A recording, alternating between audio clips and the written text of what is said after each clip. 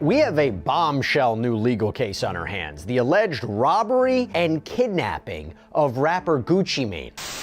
Officials say the alleged ringleader behind the attack was rapper Pooh Shiesty. This case should serve as a warning to others who believe that using violence and intimidation tactics to rob others in our community is a viable way to conduct business. Is it sticking to the G code or just being stupid?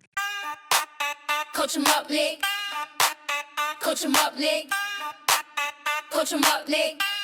Get your mind right. Hey, welcome back, guys. And today's topic is very interesting because it isn't my typical subject matter, but it actually has a lot of relevance because, we cover things on psychology, the mindset. In this case, the mindset is more so cultural. Now, ironically and coincidentally, I did an event this past Saturday where it was in the community where I grew up, predominantly Black. And it was for athletes, teaching them how to, find different lanes to get better as an athlete, but also as a student, and finding the routes to, stay out of trouble and become something of yourself. So the news of Gucci Mane and Pooh Shiesty, I just heard about this. I saw it is very interesting, but this is where we parallel because a lot of people are saying, will Gucci Mane keep it real? Now, to give a quick synopsis, Gucci Mane, famous rapper, been around for over 2 decades, many hits, had beefs throughout the years with people like Young Jeezy, that's gone and passed. But now he has his own artist who signed with him a few years back named Pooh Shiesty, who's very prominent, went to jail for some years. Now he's out and probably going back in, but basically held him up at gunpoint, kidnapping charges, federal crimes. And now the whole world's talking about what should Gucci Mane do? Now, my point of bringing this all up is when do we let it go of saying the G code, the streets? When do we say that's ridiculous, it's immature and dumb? Because Gucci Mane is 46 years old at the time of this recording. So does he need to care about that? He has a life, he has a family. These are things we need to worry about. But the reason I want to make this video because I saw a post online, and I'll put it on the screen. It was by DJ Vlad. I'm going to read it. So it says, I've spoken to a few people close to the Pooh Shiesty Gucci Mane robbery case, and this is what I keep hearing. There is no actual evidence of Gucci Mane getting robbed, so the case will hinge on one thing, Gucci Mane taking the stand and saying that they robbed him. Now, here's the interesting part. If Gucci says that nothing happened, then he can't claim that he signed Pooh Shiesty's release under duress, and he will never make any more money off of Pooh. Now, to that point, I didn't mention that is he signed a contract to release him from his contract under 1017 Records. But in any contract, you cannot be threatened or forced to do anything because it nullifies the contract signing. So they're saying that if he doesn't, say it was robbed, he can't claim that it was duress and he just signed it on his own volition. But I don't think that's what happened. Now, if Gucci does take the stand against Pooh Shiesty, then the contract release gets thrown out and Gucci continues to make money off of him. And then everyone will call Gucci Mane a snitch like they're doing now. The words are words, right?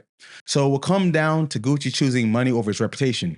What do you think he'll choose? Now, I saw a lot of people online talking about, oh, it's so hard for Black men and this and that. And I'm like, as a Black man who grew up, I'm a little bit younger than Gucci. I was born in 88. He was born in 80, so he's about 8 years older than me. I'm 37 at the time of this recording.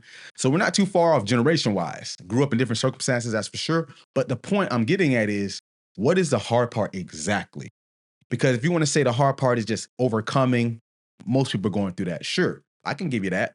But when you say it's choosing the street life versus not the street life, I don't like that because one is disingenuous to the African-American struggle.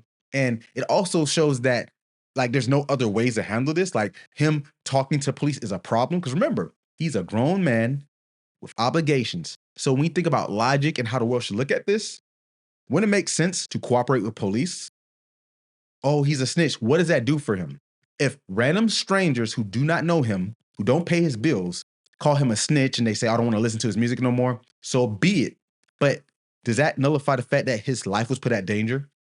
That his family might not have seen him ever again? Because what if it went a different way? We can't act like these situations don't go left field. You got people like Pop Smoke. He was robbed and then killed.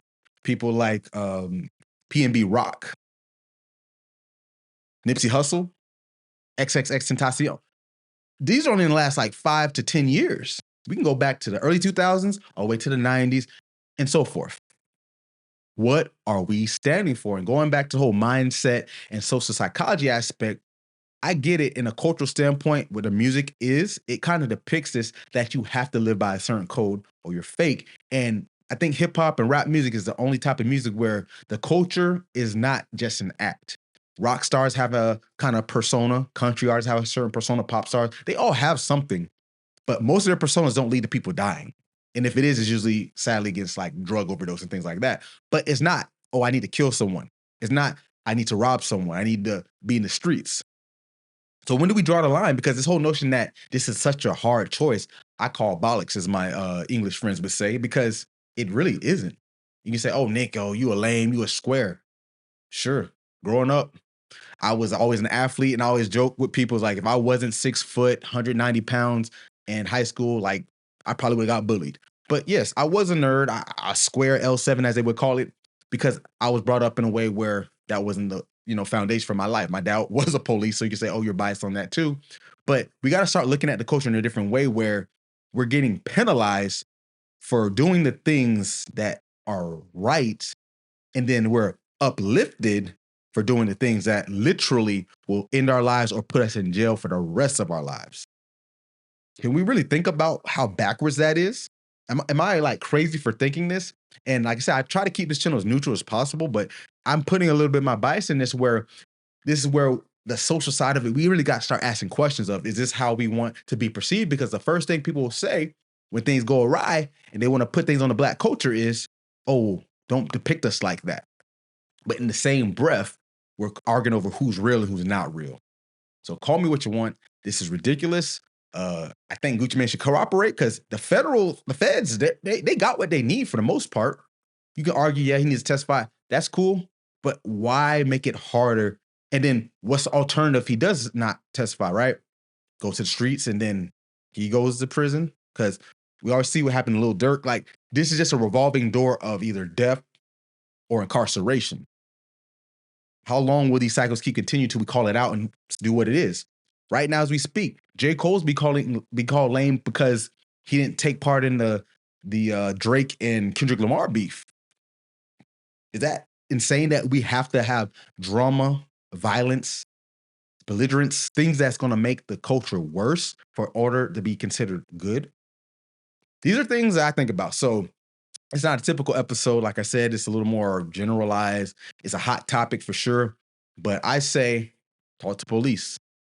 It's hilarious that if I get comments about that, it will be like, oh, that's some snitching stuff. What does that even mean? The G code, all that. Well, first of all, he's too old. He's out the streets, or at least to my understanding. And if he's not out the streets, then that's shame on him. But the main idea is he's a victim of a crime. Why can't we report it? Because if it was my family, someone I cared about, or even myself, I want justice. You can play the whole street talk, but that never ends well for anybody. So keep that in mind, guys. And as always, get your mind right.